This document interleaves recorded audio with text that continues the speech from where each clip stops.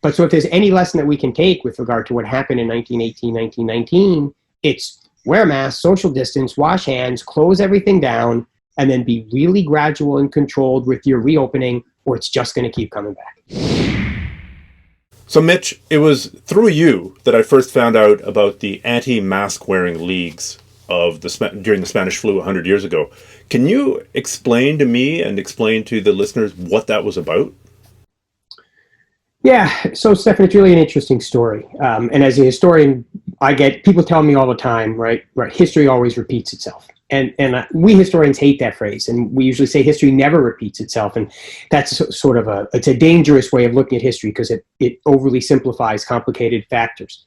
But there is a saying that history never repeats itself, but it often rhymes. And what we mean by that is that there's a lot of similar outputs that you can learn important lessons from. And I think for modern America, trying to deal with COVID-19, what happened in the 1918-1919 Spanish flu outbreak is really got some incredible parallels. And so this is one of them. So the Spanish flu breaks out in 1918. It's not so bad at first, but that we could talk more if you want later about how it sort of plays out in American society in 1918, 1919.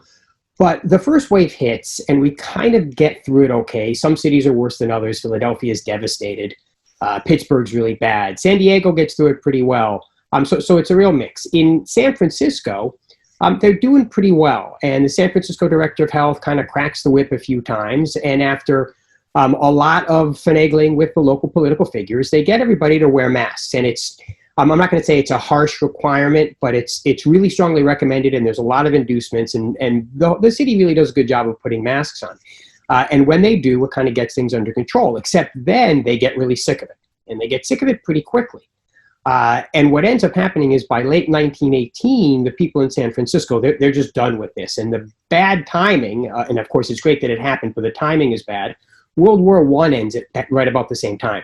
So all these soldiers come home, and the people in San Francisco, and it's the same story in Denver and elsewhere, they're like, damn, we're done with these masks. We want to be celebrating. We want all the rules gone. We want to be out in the streets, dancing and singing and whatever.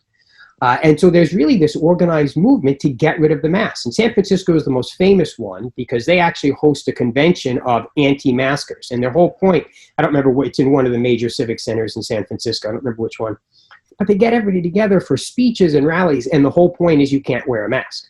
So this happens, and then December 1918 hits, and right after this huge rally, and right after the mask limitations have been started to be withdrawn, and the outbreak hits again. And in fact, it hits almost worse than it had at its earlier peak. And so Christmas Day, and I don't remember the numbers off the top of my head, like Christmas Day 1918 is the worst day for deaths in San Francisco, even though 3-4 months earlier, they almost had the thing beaten. And so finally what happens is in January is the people say, okay, enough, we've learned our lesson. The health department really cracks the whip and says, now it's mandatory. Everybody has to start wearing one. And what's really interesting, and the lesson that we might take, and what I've seen in the United States, we're following the exact same pattern, right? This breaks out and everyone's like, oh my God, it's going to be awful. And then quickly we lose patience, and we suddenly have this huge faction against the masks.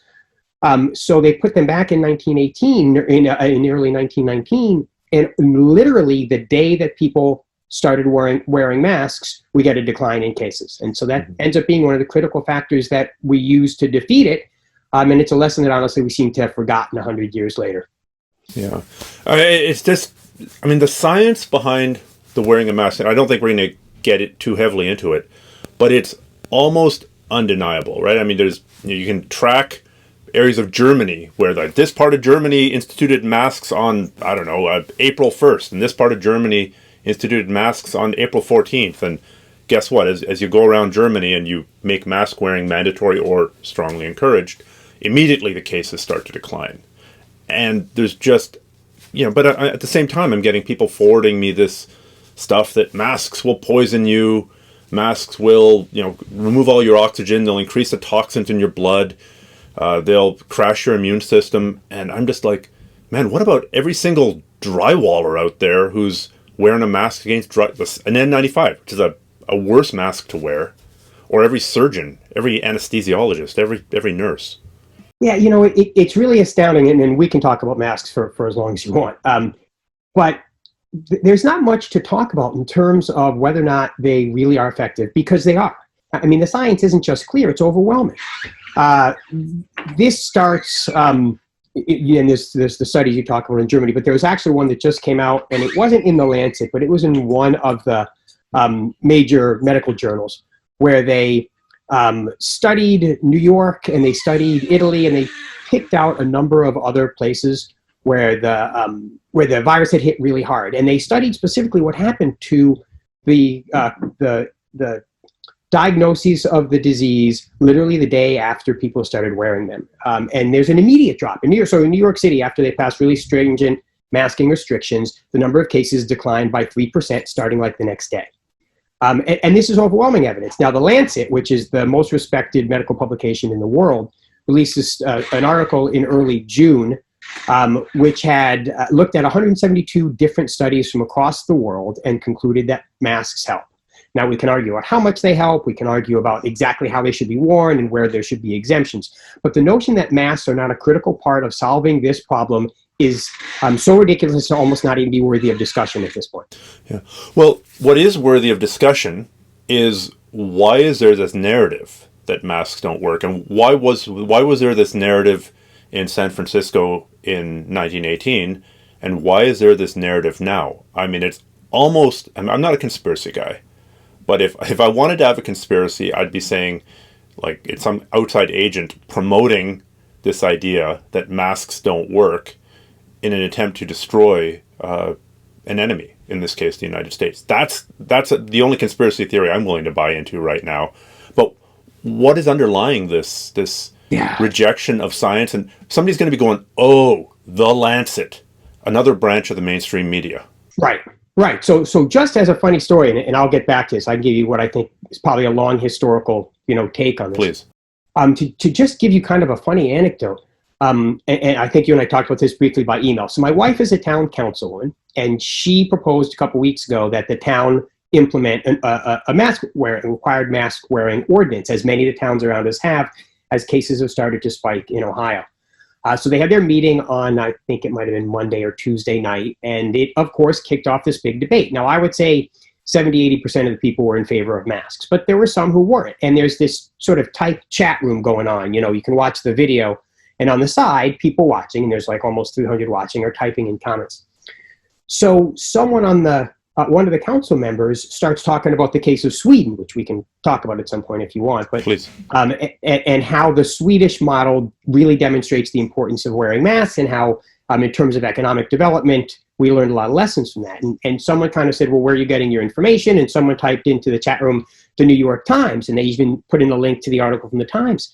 And these two people who are anti-maskers immediately responded with, oh my God, it's the New York Times. We can't listen to them, right? And somebody even said, well, if we listen to the New York Times, we might as well listen to the Onion, because they have the same level of veracity. And it's just such this crazy idea that there's this, that we can't trust experts, that we can't trust the media, and that, my knowledge as someone who read a couple articles on Fox News a couple days ago is just as good as the knowledge that, the empirical studies have been put together by hundreds of thousands of experts.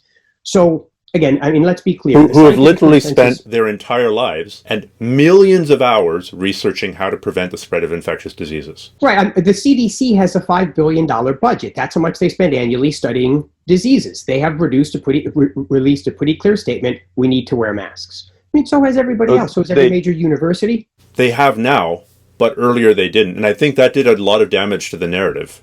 Well, I do too, but let's remember that this virus is brand new. And this is how science works, right? So, and you know this, you have a background in medical science, right? These things come out, and science doesn't just say, oh my God, here's a brand new thing, here's the solution. Yeah. They see, we need a clinical trial, we need a double-blind randomized test, and it takes a while to develop.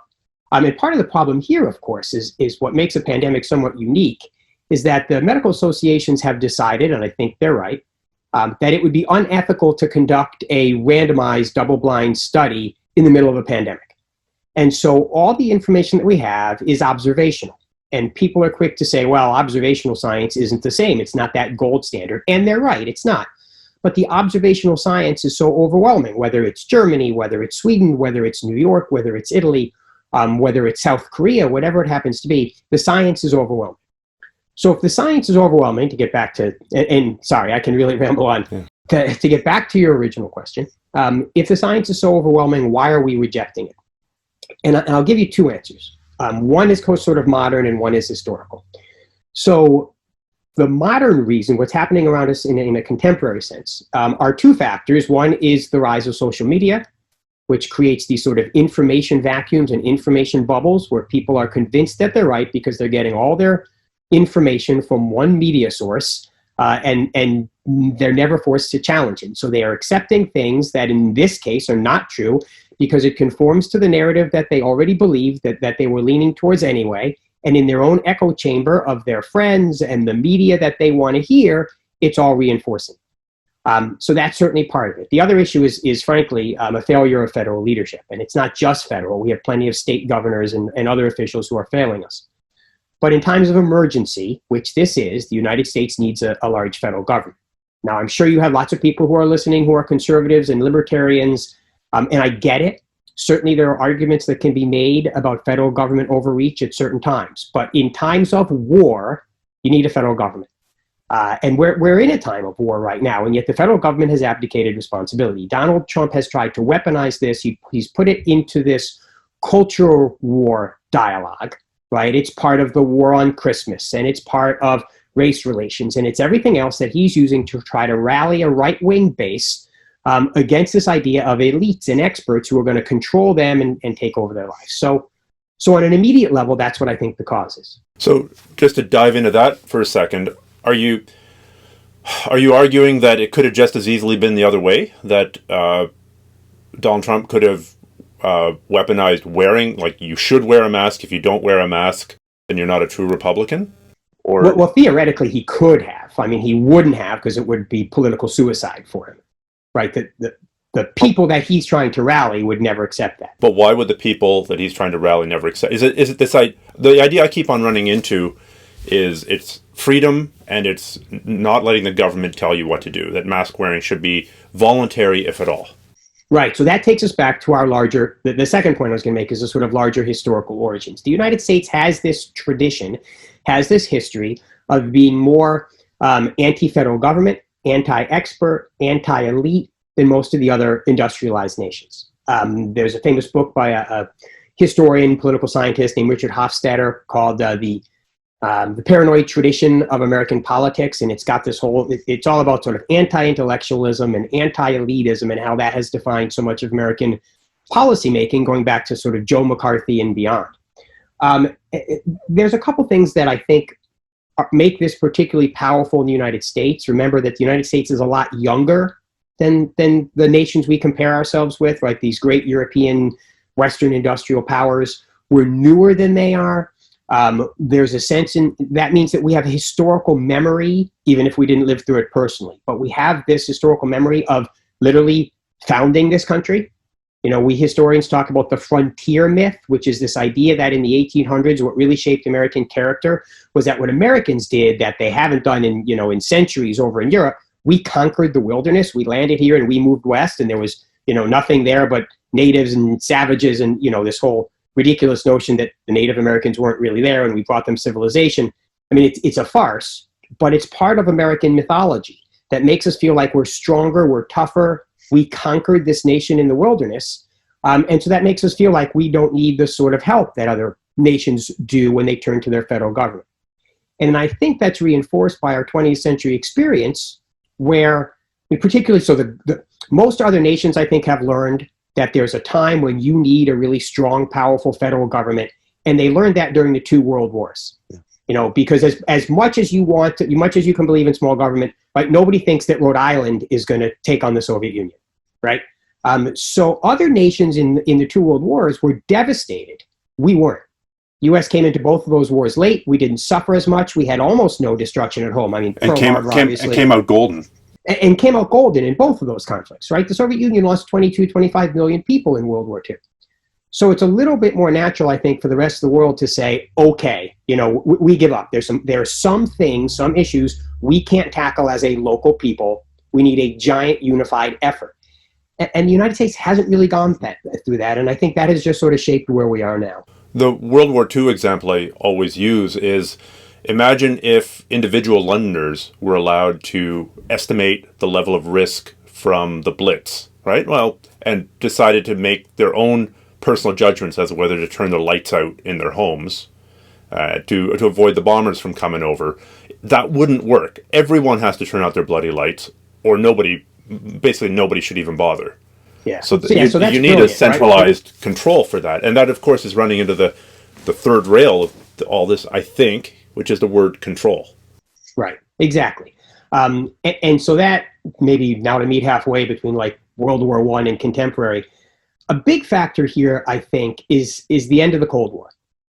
So I had a piece in the Washington Post, if you ever want to look at this in more detail, right after Trump was elected. And I said, people are talking about all the reasons why they think Trump was elected, and he's so outside of the mainstream in terms of who we usually elect. And I said, one thing we're not really talking about is the end of the Cold War. And what I mean by that is the Cold War really starts in the 1940s, lasts until the 1980s. And during that time period, I think, the sense in the United States was we need a big government because we're fighting a war with the Soviet Union, right? I mean, much as there is this long train in American history, this long history of suspicion of elites, suspicion of government, desire to do it on our own, the Cold War kind of forced that to be submerged because nobody thought, we're going to take on the Soviet Union by ourselves. And we could all die tomorrow.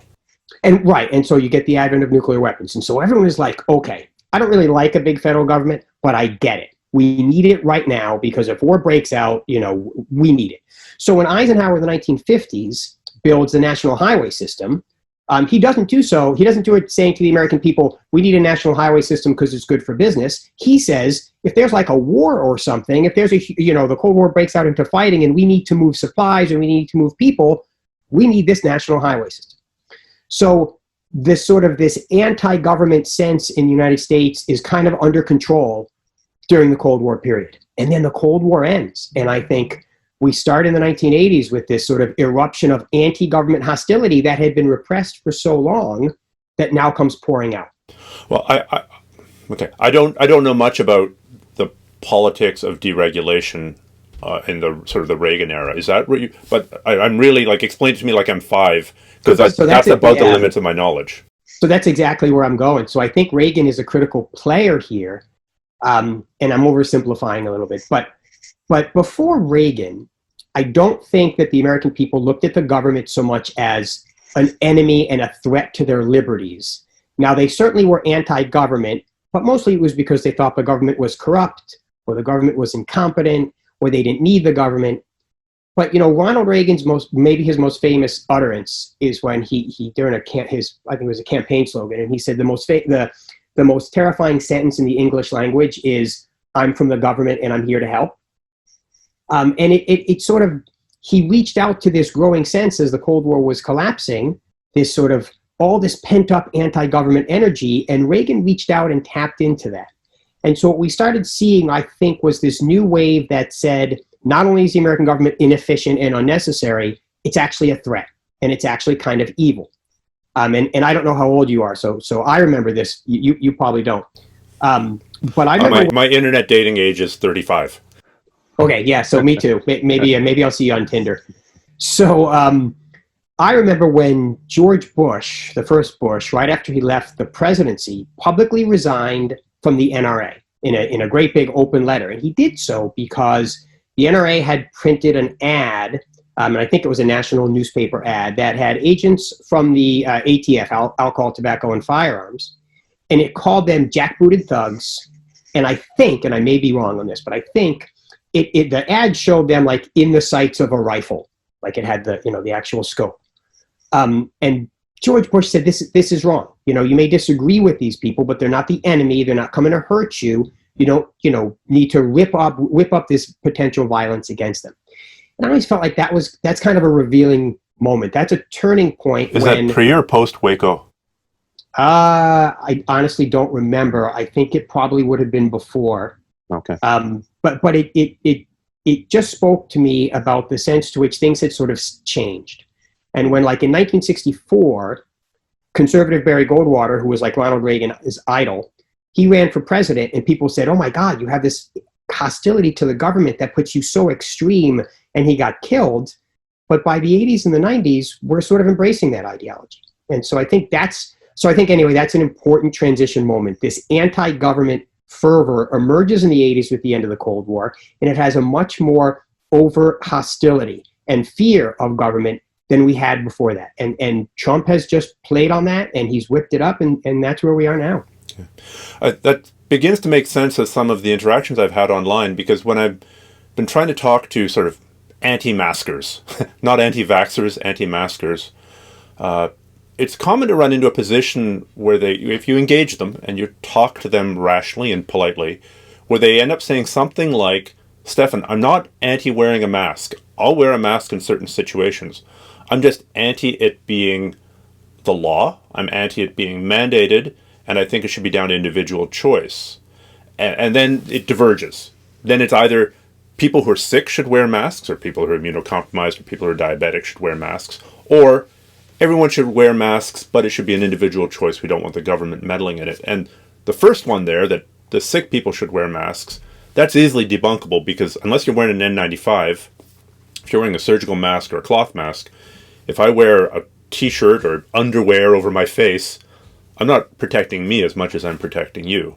And if you wear a surgical mask, you're protecting yourself a little bit, but mostly you're protecting me. So that whole, like, the sick people should wear masks, well, maybe if they're N95s, but only if they're N95s. But the second one, this sort of basically literally saying, if we make this mandatory, the next thing you know, the cops are going to be kicking down your door. Are there precedents for cops kicking down the door of people not, I guess, if you don't comply with, certain, laws, the cops will kick your door. If you're a drug dealer, the cops will kick your door down. Right. So there's no precedent for the cops kicking in your door if you're not wearing a mask. What there's precedence for is that sort of outrageous rhetoric on the right that thinks that everything the government does is one more step towards imprisoning you. So when the federal government passed Medicare and Medicaid in the 1960s, Republicans, including Ronald Reagan, who at the time was governor of California, insisted that this was the beginning of the end. Ronald Reagan's political career started because he did a series of recordings that became sort of a part of a locally driven political campaign to rally people against these programs, where he said if we pass things like a Medicare and Medicaid, I think the phrase is, it'll be the twilight of freedom in America. Well, of course, we look at that now and we think that it's ridiculous. In the 1930s, the New Deal passed Social Security and other forms of social welfare legislation. And I remember, I think it was the governor, maybe it was a congressman from Maine, saying we shouldn't pass Social Security and that the elderly just have a responsibility to die, that they shouldn't be a burden on society. They'll get old and they'll die. And that's just how it works. And so we always have this sort of right-wing rhetoric that says, oh my God, the next thing you know, there'll be an all-powerful state dominating our lives. That's ridiculous. There's no evidence that it's ever happened. There's no evidence that it ever would happen. Instead, what we have is people suffering because, as you say, there's this sense that my individual freedoms and my individual liberties are so threatened by forcing me to wear a mask that I'll wear one because I think it's a good thing to do, but no one should be required to do so. And to go back to your analogy about like the London bombings, look, if 80% of the population wear them, it's really not getting the job done. Right? We all have to wear them pretty much all the time because as the studies show, and as you said, you're not protecting yourself, you're protecting everybody around you. Yeah, it'd be like trying to build the interstate system going, okay, the next town is Greensboro, do you guys feel like building a 10-mile stretch of the highway? And then the next town is, I don't know, Shmuktatuk. Do you guys want to build the next? Oh, you don't? Okay, I guess we'll have 10 miles of highway outside this town, but then dirt road to the next. And I get it, Stephan. Like, I don't like wearing a mask either. No. And I'm a teacher. My wife is a teacher. I'm terrified about school. My class is going to be online in the fall semester, but my wife she's actually the headmaster at a K through 12 school. I mean, you got to think about kids who have hearing disabilities and are trying to read your lips. You've got to think, all the details. You've got to think about just how uncomfortable it's going to be for me when I'm back lecturing to do 3 or 4 consecutive hours with a mask on. And as you've seen, I'm kind of an active, excited sort of guy. I pace around the classroom. Now I can't do that. I mean, I hate this. But at the same time, you can teach outside for a couple of months, but then the Ohio winter hits. Yeah, it doesn't work so well in Ohio. At least that would illustrate how much aerosol is actually generated by people speaking, because they'd actually be able to see the cloud of mist. You cited an interesting point earlier, because you talked about vaccines. That next thing you know, mandatory vaccines. So the government has the legal right. And we've had all these debates lately over this issue that I told you, my wife's resolution to get masks. And people are saying, well, the government doesn't have the legal right to force me to wear a mask. And that's the first step towards the erosion of my freedoms. The reality is that they do have that right. And any competent lawyer will tell you that. And the first step towards that came in a famous 1908 case in Massachusetts. It's Jacobson versus Massachusetts. And what's really interesting there is the Supreme Court. So that's the middle of an outbreak. It's not Spanish flu. I think it's cholera. But the city of Cambridge, it wasn't about wearing masks. It was forced vaccines. Like they were literally required that everybody in the town to get a vaccine. And the Supreme Court said, yeah. The Supreme Court said, particularly during periods of serious health risk, local officials have what they termed police power, and that every court has always upheld that since then. So as I said, I don't like wearing a mask either, but for God's sakes, 100 years ago, the Supreme Court said, a town can literally force everybody to get a vaccine. So, I can live with a mask.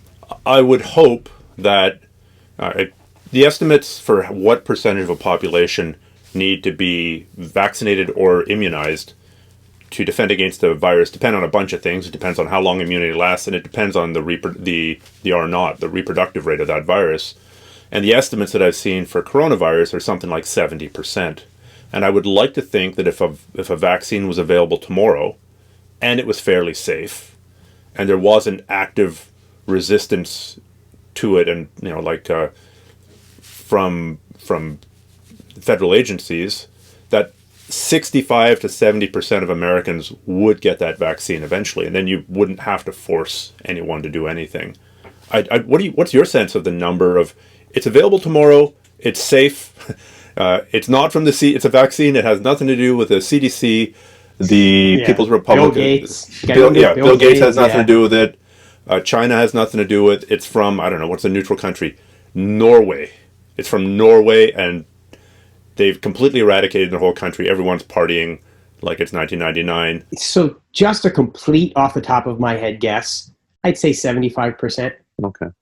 Which would be enough to solve the problem, probably. Generally speaking, yeah. And I'd like to think that as time went on, more and more would come around to it. I think there'd be a lot of resistance to that first wave of vaccines for various reasons, and one of them would be just safety. So I think there'd be some people who would sit on the sidelines for 6 months. And that's fair enough. I mean, not every vaccine is, especially a brand new vaccine, is safe. And there's some very brave people out there volunteering their bodies. Right, absolutely. So like people will have religious objections, and they're going to continue to have those objections, and they're going to say for the whole time, we're never going to get it. So I might say maybe 70% get it at first, and then another 10% come around. Okay. And as you say, that hopefully would be enough to at least get us back to generally normal life. Okay. It's just this whole idea of a thin edge of the wedge, right? Like, it's just a mask, and next thing you know, you're going to be living in a police state like North Korea. I'm sure you've come across this. It's a cut and paste that sort of half my Facebook audiences or half my Facebook friends are posting.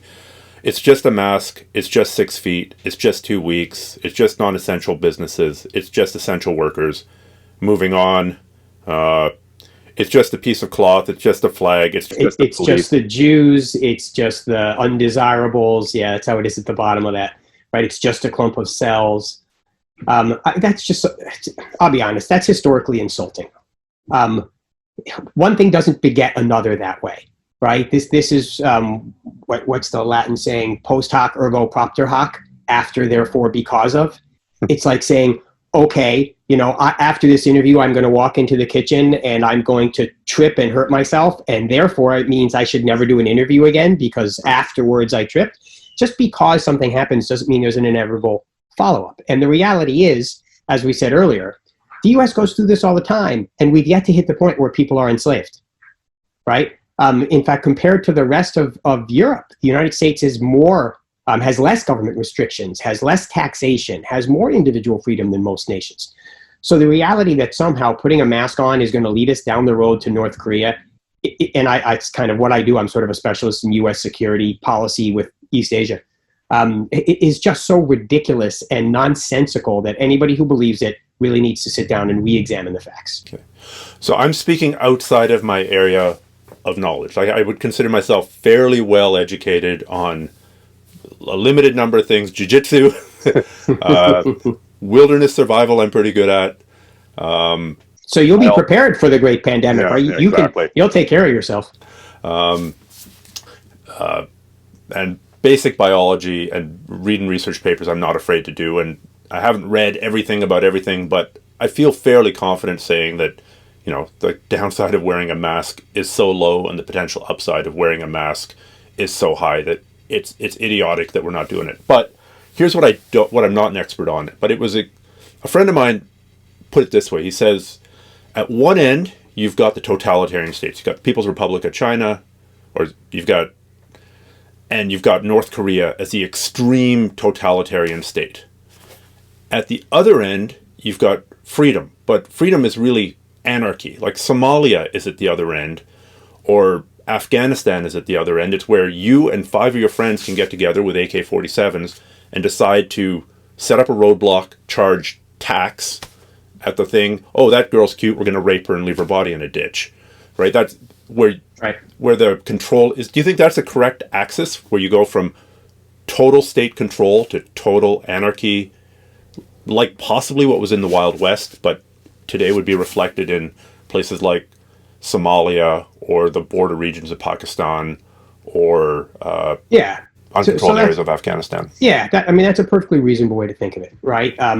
Normally, I think we would draw our axis a little different, but for the purposes of this exercise, I think that's absolutely right. I mean, you have dictatorships on both the right and the left on one side of the aisle. And the nice thing about what I was talking about there is it gets away from right and left. It gets to totalitarianism versus freedom. Right, so that's why I'm thinking it's a little off the way we traditionally frame it, right? Normally you have dictatorship of the right and dictatorship on the left, and then in the middle you have the sort of democratic capitalist nations. But you're right, because the extreme to this idea of freedom isn't functioning democratic government where we all get to go out and have our jobs and do whatever. It's anarchy. And so I think, right, and I have a lot of libertarian friends, and I think there's a lot to the libertarian philosophy. But what makes this example different is that your actions have a direct impact on the other people around you who have no option otherwise. So I'm libertarian in the sense that I think in the privacy of your home, you should do whatever the hell you want. Like literally, I think, you want to smoke pot, watch porn and juggle chainsaws, go for it. I'm not necessarily recommending it, so like don't sue me. Yeah. But I think as long as you're not advice from an actual doctor, right? Not advice from an actual doctor. It's the juggling chainsaws thing that I think would really screw me up. But what makes this different is once you leave your home, and particularly you're at schools or places of work, businesses where big businesses where lots of people work. When you sneeze and you have the virus, and maybe you mean perfectly well because you're one of those like 40% of the people who are asymptomatic, but you're putting that other person at risk. So live your most free life. Be Somalia, be, libertarian. And I'm not drawing an equivalence there, but, you want to reject any form of regulation, go for it. But once you leave your home and you're engaging in society, then there's a form of personal responsibility. And this goes back, John Locke and the idea of the social compact, right? We all give up a little bit so that we have a government that does certain things to regulate and keep society safe. And that's where we are right now. I'm going to just jump in here and ask if you meant asymptomatic or pre-symptomatic, because people are going to jump down your throat right there. I meant asymptomatic. Really? I meant that there are lots of people walking the streets who feel completely fine. They are totally asymptomatic. And until they get a test because they find out someone else has been exposed, they don't know that they have it. Yeah. And they go through the whole time period that way, right? I mean, there are certainly a big chunk of those people are pre-symptomatic, but there's also a big chunk that are asymptomatic. Yeah. Well, there's two things. I mean, there's a debate about what percentage of truly asymptomatic, what percentage of transmission comes from truly asymptomatic people. And it's probably less than somebody who's fully symptomatic. Everybody kind of agrees on that. But Chris Moriarty, the doctor with whom I published his guidelines for opening up jiu-jitsu schools in a time of COVID.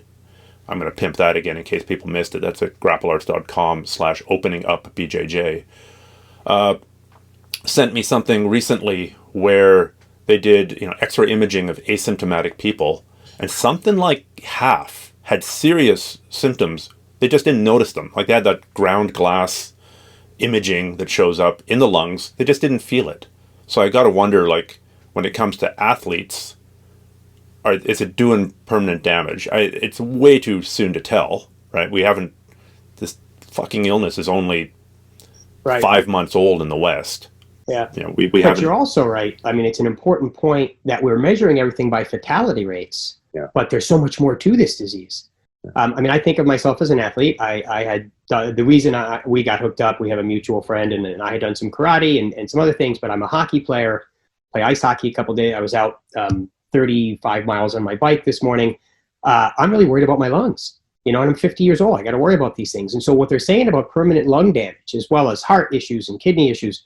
So it's not just a matter of quantifying this in terms of fatalities. We have to think about the things that you're mentioning. What about the lung damage that people aren't picking up on now, but 3-5 years from now could be a huge issue? Yeah. And another issue there, and this, I guess, only tangential, but it's not something I've seen talked about enough.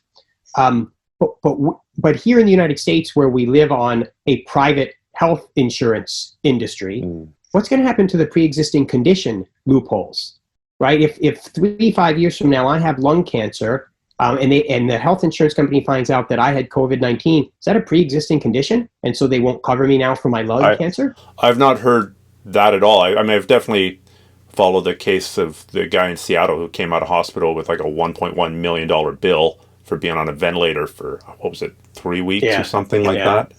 But I had never thought about the pre-existing conditions loophole. Yeah, no one's talking about it, but it's an issue. We're a pretty serious health risk in my family. I have 3 kids with 9 autoimmune diseases. And so our life is a nightmare of fighting with insurance companies. We actually have really good health insurance. So we've been lucky, and we get their insulin and everything else, and we pay an arm and a leg, but we're able to get it. But, something happens to me, we get our insurance through me, and my wife has to... Or you lose your job like millions of Americans have. And what happens? There's all these other ramifications we haven't talked about. What's that going to mean for people getting insurance? So this is all so new and so difficult. I've already alienated half of my audience, so I'm going to go up there and say it. Being a Canadian and having socialized healthcare, most of us look at the situation in the States, and there's 2 things. Number one, we recognize that if you're rich, you can probably get slightly better care and slightly faster care if you live in the States, if you're rich, and if you've got great health insurance. But for the vast majority of people, and I count myself among them, thank God we have socialized medicine. I mean, I had a freaking kidney transplant, and I was in the hospital daily for months, and my bill was... I think the parking was outrageous. I had to pay parking, and it was like $19 a day. So my parking, I probably paid $1,000 worth of parking over 2 years of care. Yeah, you got to fund it somehow. Now, I'm going to pay that back with my taxes over the years, but as opposed to being hit by a one-time $800,000 bill, I'm going to amortize that over 40 years of working. Right, and I'll help you alienate half of your audience, because I'll tell your American audience that we spend by far a higher percentage of our gross domestic product on medical care than any other country in the world. For that, we have average lifespan. We have the highest rate of the industrialized world in infant mortality and preventable deaths. We have the highest rate of health-related bankruptcies. The list goes on and on. As you say, the United States has great health care if you're in that top 10%. By every other metric, and I mean literally just about every other metric, we're middle of the road and even below in so much, and yet we spend more than any other country. Okay.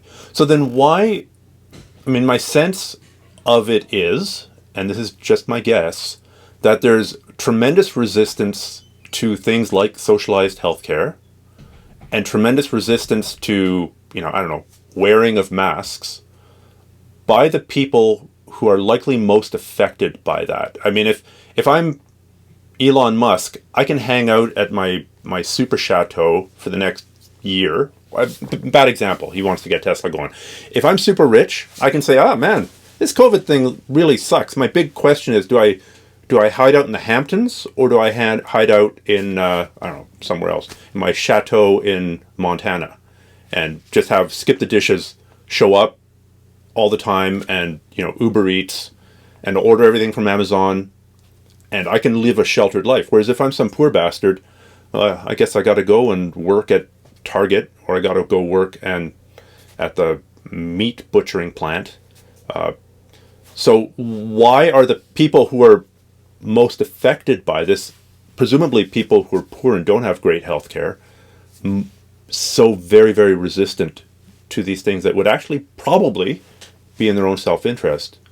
It's truly one of the great stories, I think, of 20th century American politics. The extent to which, really so in the 1930s or so, when we had the Great Depression hits, the New Deal steps in, Franklin Roosevelt sets up work programs, Social Security, all kinds of programs to sort of help the poor and the working class, and they all swing over to Democrats. And then, starting in the 50s and the 60s, it starts moving back the other direction. And historians have spilled so much ink on why that's happened. Now, there's a lot of different reasons. They include religion, they include race, they include tons of different factors that we could talk about. But the one that I would give you, I think, above all else, that kind of defines this across the 20th century, is that, so the historians sometimes call this the Horatio Alger myth. Horatio Alger was this, back in the late 1800s, was a writer, and he wrote they called them dime novels, these tiny little books, mostly for kids. And they were a celebration of like Americana.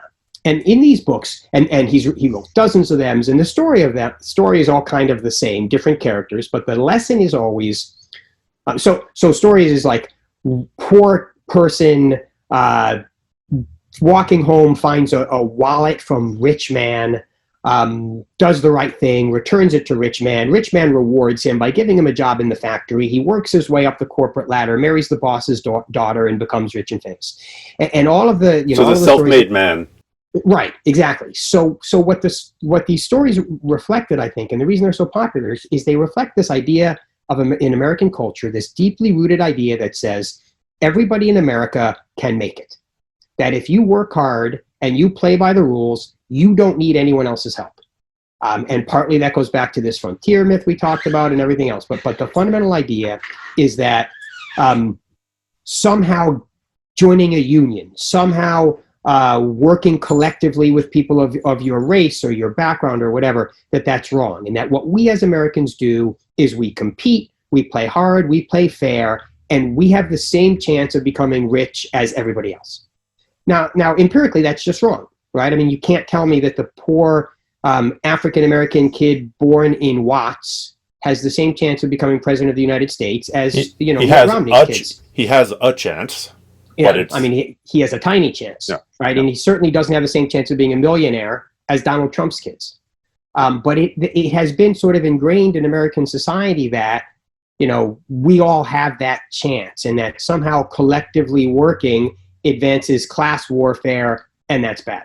Now, I would argue that that's all sort of an ideology that is reinforced from the elites, that they're the ones who benefit, and so they kind of push it downward, and that our popular culture and so much of our society sort of subtly sends that message. That's why we don't have unions really in the United States.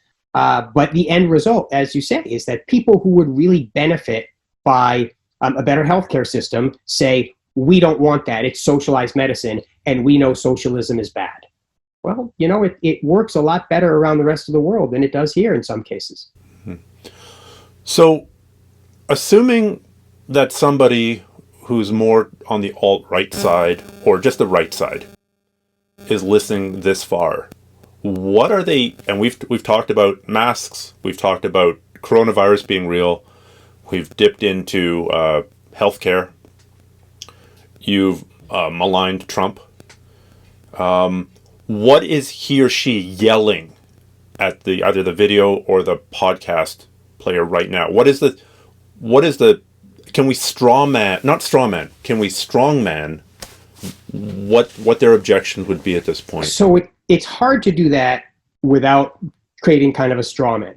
And I don't want to overgeneralize too much. There are lots of people. So I'm a hockey player, and probably like jiu-jitsu, most of the hockey players are conservative. And I don't know why that is. Lots of cops, lots of firemen, lots of ex-military guys who I guess like, the contact and the speed or whatever. So, and a lot of them are smart guys, and a lot of them are engaged.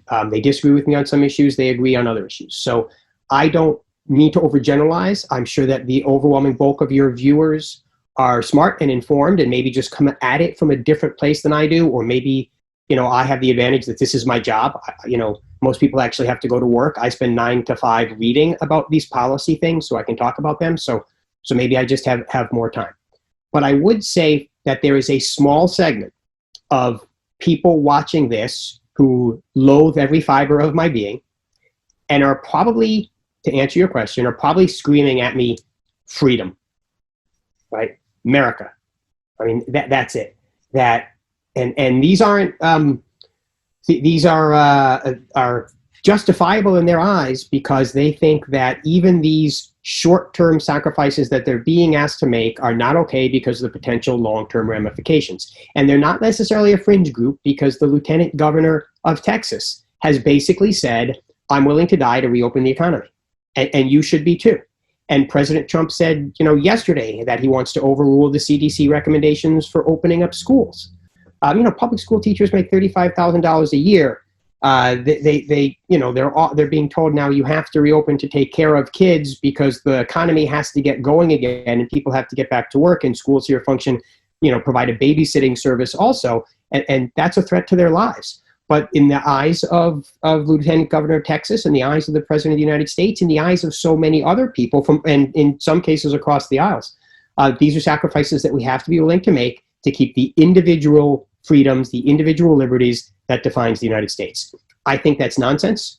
I think the leap from saying you have to wear a mask to saying, oh my God, you're going to be locked up in a re-education camp is so ginormous that it's laughable.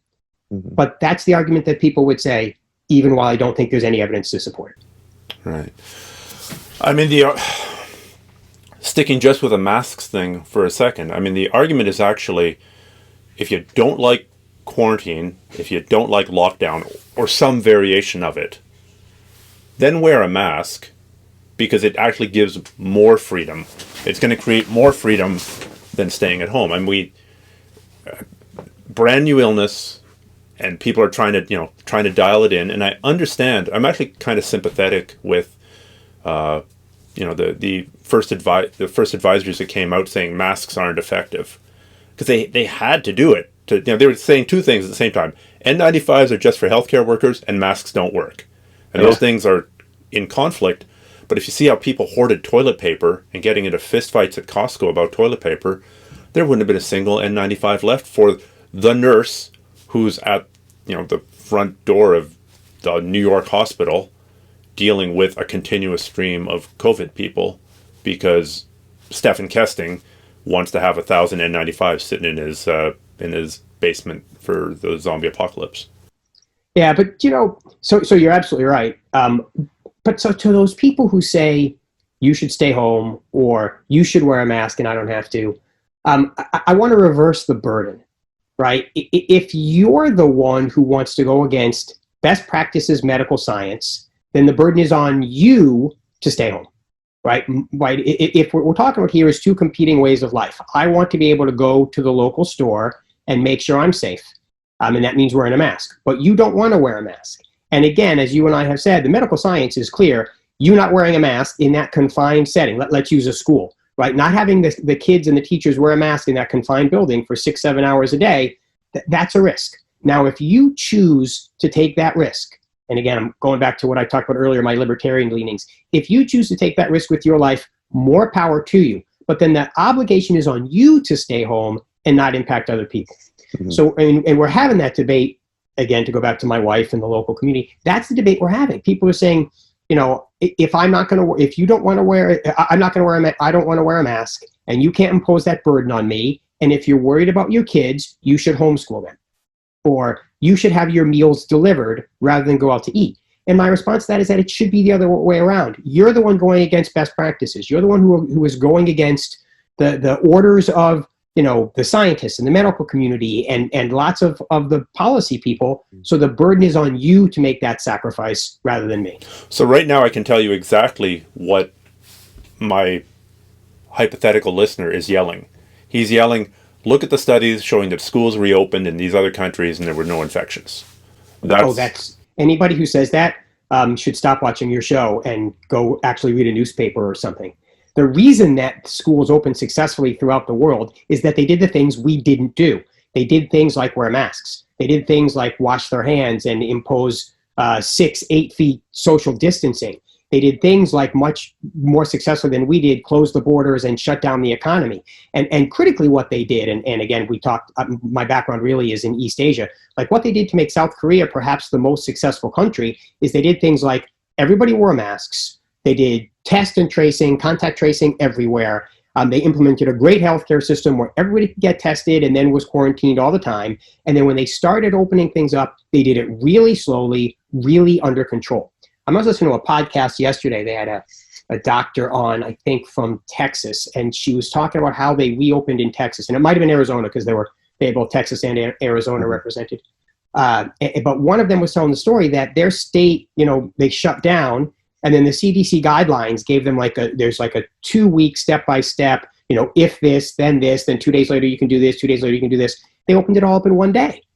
So yeah, the rest of the country is far ahead of us, and they're safely opening their schools and they're safely opening their stores, and they're doing all the things that the United States should be able to do if we had competent leadership that would have made sure that we did the things and we made the short-term sacrifices that that we should have made, but we didn't.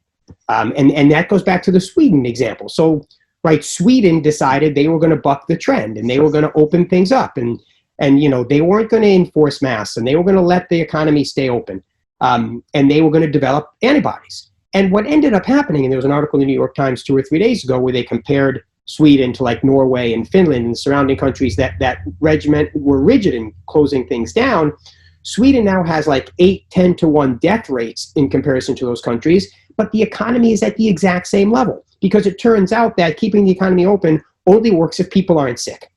Yeah. So in the end, this whole narrative of, health and health on one hand and the economy on the other, it's a false narrative. And what we needed to do was make the short-term sacrifices that we weren't willing to make, and we're all paying the price for it now. Yeah, I've been arguing this from the beginning, and I've lost multiple good friends over it. And the gist of that argument is that this jobs or lives versus the economy is a false narrative or a false dichotomy. It's a false choice. You said it very succinctly there. The economy doesn't work if people are sick. The economy doesn't work if people are scared. I don't know how big and the economic downstream effects of COVID will probably claim more lives than COVID itself. I think that's fairly likely, but that doesn't mean that we should just let COVID run rampant, because then the economics effects will be larger, and you have a giant amount of people dead from COVID, and even giganter, more gigantic amount of people dead from the knock-on effects of the economy. And it's trying to squeeze things into a 1-second sound. That's harder to explain than jobs or the economy. You choose. Kill the old people. Right. But and yet, that's where the United States has now found ourselves. And I'll tell you, so there will be a reckoning at some point, and I don't know when it's going to be, but at some point, cooler heads are going to prevail. They're going to have to. And they're going to say, okay, we screwed up, right? We have to follow the models that the rest of the world did. The thing is, we've now made it so much harder than it had to be that when we do bite the bullet, the pain and the suffering on the economy in particular is going to be extraordinary. Because at some point, someone, and maybe it's Donald Trump, maybe it's Joe Biden, maybe it's none of them, maybe it's, right? Yeah. Maybe it's a bunch of governors getting together. Yeah. Maybe it's Kanye. And then I'll be fleeing up to come visit you in British Columbia. But at some point, someone's going to step in and say, look, we've got a couple 100,000 dead. Our economy is in the tank. The rest of the world is doing better than we are. We've got to make the sacrifice. But it's going to be so much harder than it needed to be because we didn't do it when we should have. Yeah. I mean, for a jiu-jitsu point of view, New Zealand shut down hard, right? New Zealand's fully open again now. People are doing jiu-jitsu in New Zealand, and they don't have to worry about them dying, or if they're young, they don't have to worry about killing their parents, or if they're conscientious, they don't have to worry about killing the little old lady who's sitting beside them on the bus. Right. They can go and they can train, and it's just like, it's really unfortunate that, hockey, I'm sure, spreads the virus, but there have been super spreader events in the martial arts like nothing else. I mean, there have been kendo dojos in Japan where, kendo, we're whacking each other with 4-foot-long sticks, and we're spending most of the time, 6 feet apart, say, as opposed to 6 inches apart, me trying to crush the life out of you and you trying to, choke the life out of me. The potential for us being a super spreader hub is just insane, and what's another interesting component of this, to kind of go back to what you were saying. No one really knows this, but historically, economic declines actually boost public health in the United States. Let's go back to the Great Depression. So President Trump has given us this whole narrative of, if we don't get the economy going, people are going to kill themselves. But the reality is that isn't true, and all the empirical data shows it. Yes, there are certainly some suicides, and there are certainly some mental breakdowns and alcoholism, and that's all certainly legitimate. But at the same time, there's significant benefits to the slowdown of the economy. It means fewer people are driving, so the air pollution issue becomes better. It means people are home, so that their kids or their parents who have health issues or emotional issues, now they have somebody home to take care of them. It means people eat better because they don't have the money to go out, and they save money by buying vegetables and cooking at home. It means they don't have as much money for alcohol and tobacco. So I'm certainly not trying to minimize the serious economic consequences. I mean, I'm worried every day my wife's school is going to close, and I don't know how we're going to handle it. But just in terms of the health issues, there are health benefits that help offset that sort of dichotomy of economy and health. So this is numerically proven. There are actual statistics on this? Absolutely. How controversial is this? Would there be somebody going, screw you, Mitch, you're not looking at this, you're looking at this data set, you're not looking at this other data set? No, there will be some of your watchers and people who don't like the overall approach might be screaming at me that I'm an idiot. But it's empirically proven over and over again. I actually had an article, I think it was in the Columbus Dispatch a couple months ago, where we broke down all the data. And even so, in the most recent recessions, 8-10 years ago, the scientists are estimating that we actually extended lifespan and had something like 5,000 fewer deaths during that time period than we would have under normal circumstances.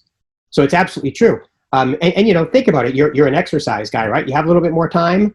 You're not at work. You're not going out after work for a few beers and a smoke, and instead you're getting on your exercise bike, or you're going down to your basement and you're working out a little bit. And there are long-term benefits to your health. Yeah. Early in this pandemic, I came up with a rule that, if you send me a YouTube video on Facebook to prove anything, there's immediately a 90% chance you really don't know what you're talking about. YouTube videos are not proof. Things that could be encapsulated in, I'm not saying that everything that gets encapsulated in a single pithy sentence is wrong, but a lot of them are, right? I mean, if something as complicated as the most complicated system I ever studied in 7 years of university training and 15 years of research in biology was the immune system, hands down. And you would think that it would be pretty complicated because it doesn't know if it's going to be dealing with some kind of insect that's laying a larvae in your skin, or some virus that it's never seen before, or some bacteria or some fungus. And it's got to respond instantly to keep you alive. And of course, it's going to be complicated. And now we're focusing on the super complicated aspect of the human body, the immune system, in the context of a super complicated person in a society. And of course, it's going to be insanely complicated. So anything that boils it down to one sentence is suspect. I mean, there's nuance to me wearing a mask protects you, you wearing a mask protects me. That's not exactly correct. It's about 80% correct. Me wearing an N95 protects me. Yeah. And you wearing a mask and me wearing a mask doesn't protect each other perfectly, but it's better than nothing. Yeah, I mean, these are complex issues for your viewers who, and I know it's like there's time involved and everyone has a lot going on, and the world is kind of crumbling around us. But that Lancet article that I referred to earlier came out in the first week of June, and they took, I think it's 172 studies from across the world, masks and no masks. It's succinct and readable, and yet it's overwhelmingly convincing. So if you want to look at anything, I'll link to it in wherever I disseminate this podcast. So can you take us through? You took us through sort of early 1918 or early to late 1918. How did the Spanish flu end up playing out in North America? Yeah, again, history doesn't repeat itself, but it often rhymes. I look back at this 1819 pandemic, and I can't believe we didn't learn some of the lessons. A lot of it is media related, I think, in terms of these similarities. So one thing to remember about that 1918 pandemic is it comes at the peak of World War I, or at least peak of American involvement in World War I. And the American government passes laws restricting press freedom with regard to the way that the media is allowed to criticize, the way the American people are allowed to criticize the war. So the Sedition Act, the Espionage Act, they make it so you can't really criticize the war effort, and it's defined really broadly. And so the media ends up being scared to write about how awful things are. So Philadelphia, as an example, Philadelphia gets so bad because they have this giant war bond parade and festival where they're trying to raise money for the war. And the mayor of Philadelphia and so many of the other leaders in Philadelphia are being told, hey, we think the Spanish flu here. This is like summer of 18 when it's just starting to kick in. We've got the Spanish flu. Maybe this isn't such a good idea. But they're like, no, we've got to have this event because we're scared about criticizing the government and the ramifications. So they go ahead with it. They have the event. 10 days later, something like 800 Philadelphia residents die. It's the single worst day in the whole outbreak. And it just gets worse from there. So to answer your question, like it's better in some cities than the other based on the individual response. So they do pretty well in San Diego, as I said. They do pretty well in St. Louis. So St. Louis and Philadelphia are complete opposites because at the same time Philadelphia has this huge parade and rally, St. Louis shuts everything down. Here's a lesson for today. St. Louis shuts down everything. They shut down the schools. They shut down the beauty parlors. Everything. Movie theaters. Everything is shut down in St. Louis. And a couple months later, St. Louis basically comes out of it. People wear masks for the next few months. The St. Louis economy rebounds. Some people die, but it's a really small number. I know any one is tragic, but Philadelphia gets devastated. And so there's this sort of sporadic spread of how we react to it and how it dies out. So we get this second wave in late 1918, early 1919. Finally, the American people have kind of had enough. They wear masks. They shut the economy down in the worst areas for a longer, more serious time period. And the warm weather helps. Doesn't look like the warm weather is going to be a factor with COVID-19, but it helps with the Spanish flu a little bit. And so by late 1919, it's largely eradicated. We don't actually have a vaccine until like the 50s. And that's the only comparable. I know people, they talk about pandemics. So there's a small one in the U.S. in 57 and another one in 68, but they're not anything comparable to what we have now. If there's anything. 68 was the Hong Kong flu, is that right? Yeah. And I think I'm just operating on memory. I think it kills like 70,000 Americans, and I think we lost 40,000 before that. But so if there's any lesson that we can take with regard to what happened in 1918, 1919, it's wear masks, social distance, wash hands, close everything down, and then be really gradual and controlled with your reopening, or it's just going to keep coming back. Yeah, which is kind of where we're at in British Columbia. So British Columbia, the westernmost province of Canada, basically right above Washington State. So Washington State was the first place that it really broke out. We had an outbreak in the States, and we were like, we're going to get screwed.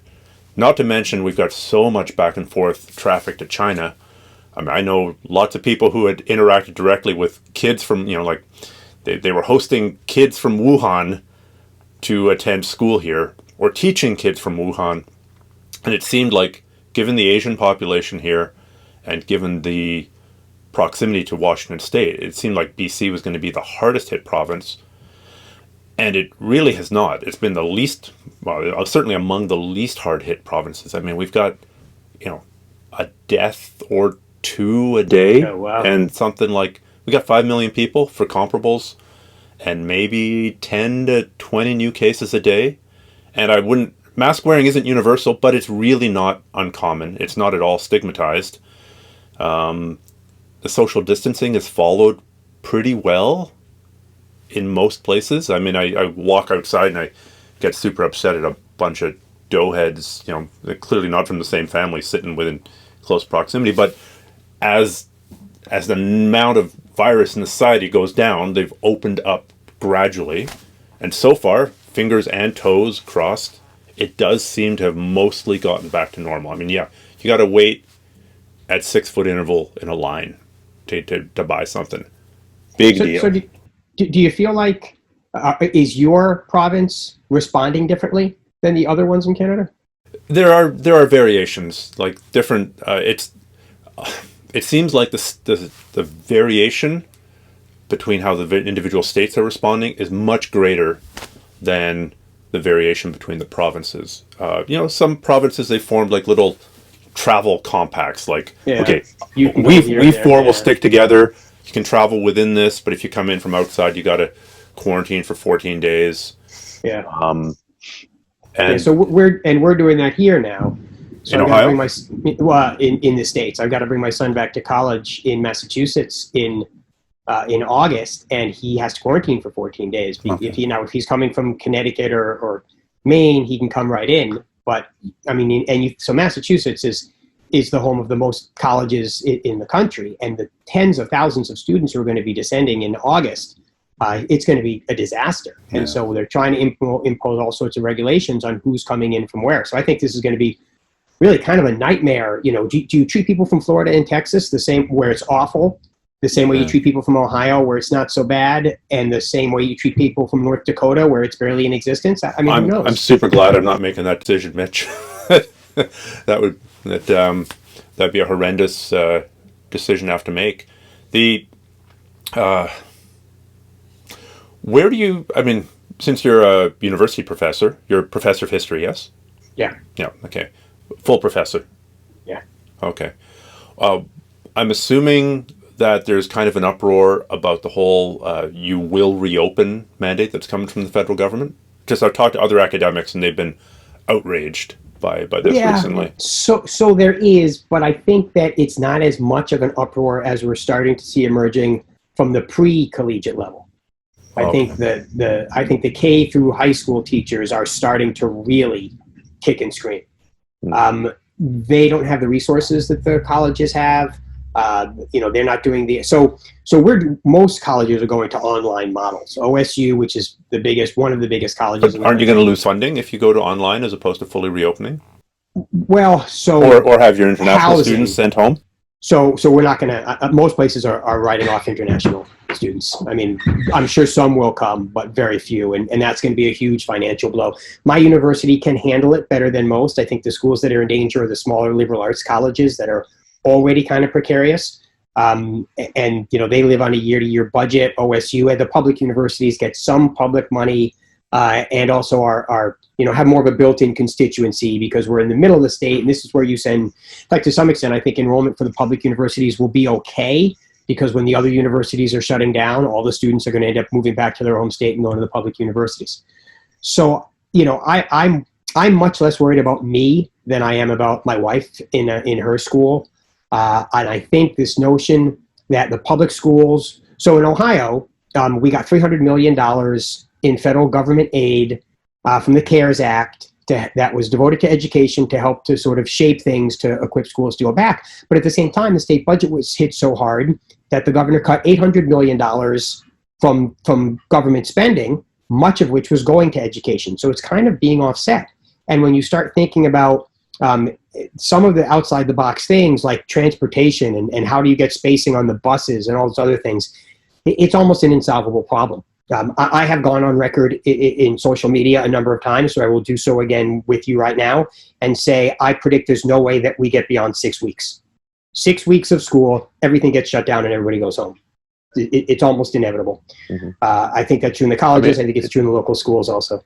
I mean, you can make an argument that online schooling isn't great, but it's much less worse for college students than it is for K through 12. In part, I went through it for the last 5 months or last 4 months.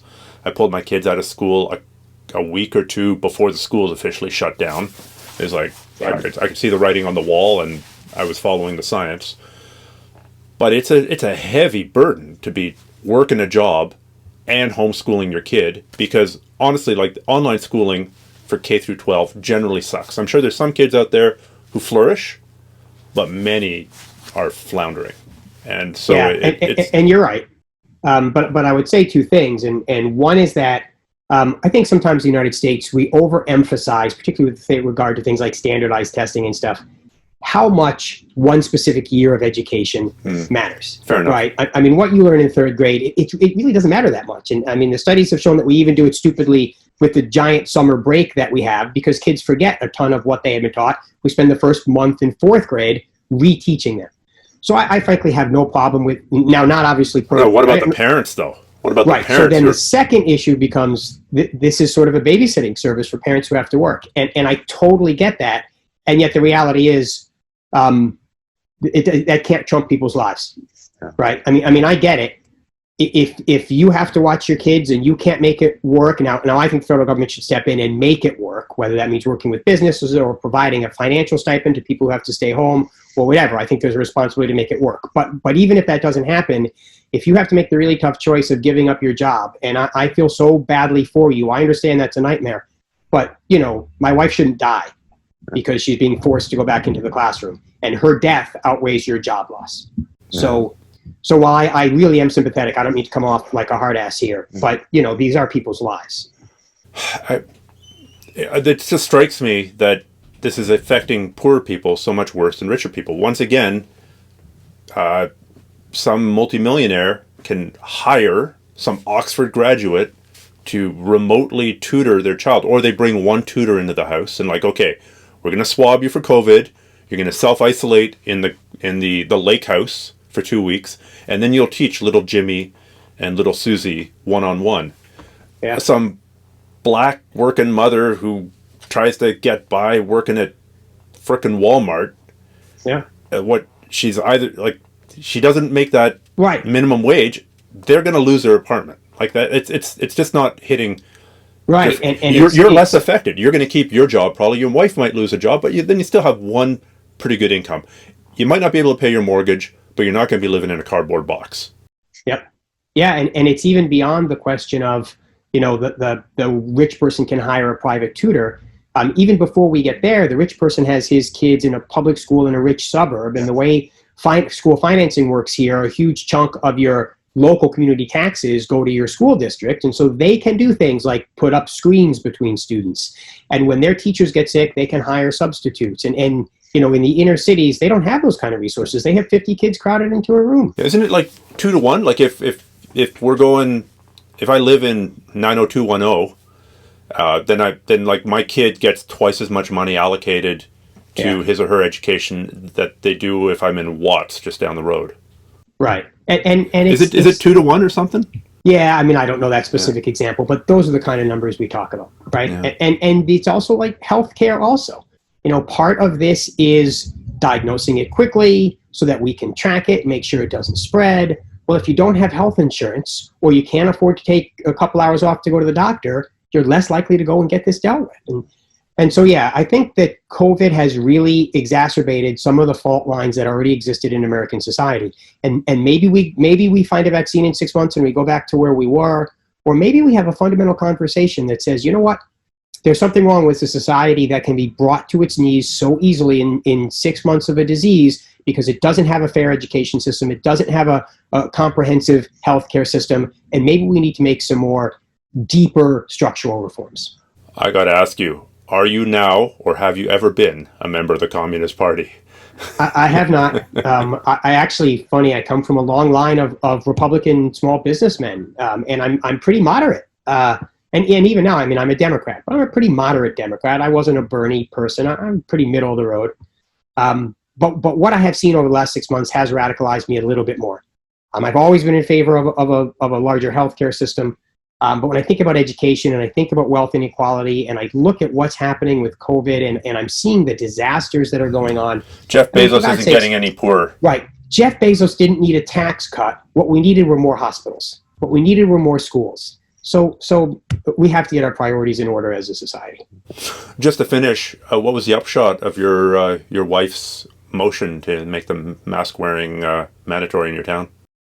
The upshot was that I drank an entire bottle of Irish whiskey sitting there in frustration, watching as they argued, and a meeting that should have taken 20 minutes went on for about 3.5 hours. Was there any of that, ship's got to breathe and God's beautiful breathing system? A little bit. And the funny thing is, one thing that I have learned in this is the people who know the least are the most certain about what their pronouncements are. Dunning-Kruger. And so even though about 75% of the people speaking or typing in the chat were in favor of the resolution, the minority that was not was so assertive and so convinced that masks didn't help that they created more of a ruckus than was needed. And in the end, they tabled the resolution.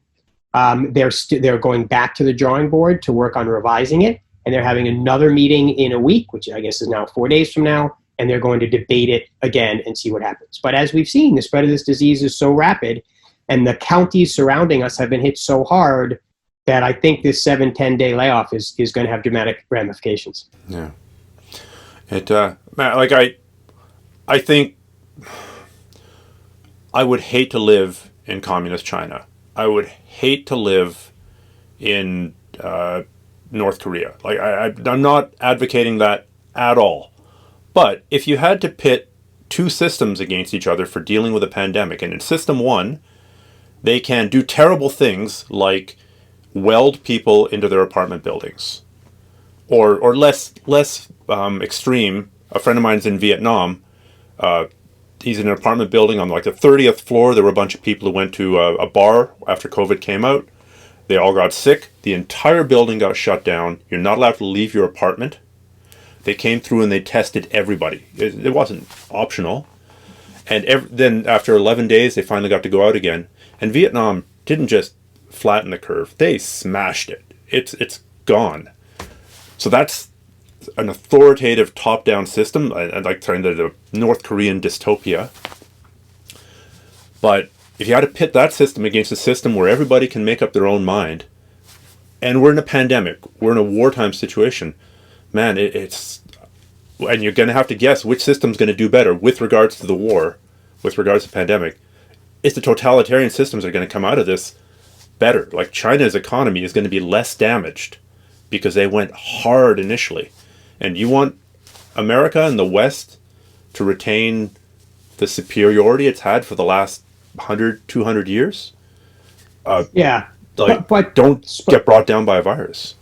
So you're absolutely right. But it doesn't have to be as extreme as China, right? So North Korea, sure. I mean, that's a whole nother case. Yeah. Okay. And of course, those repressive authoritarian regimes like China, yeah, they do have advantages.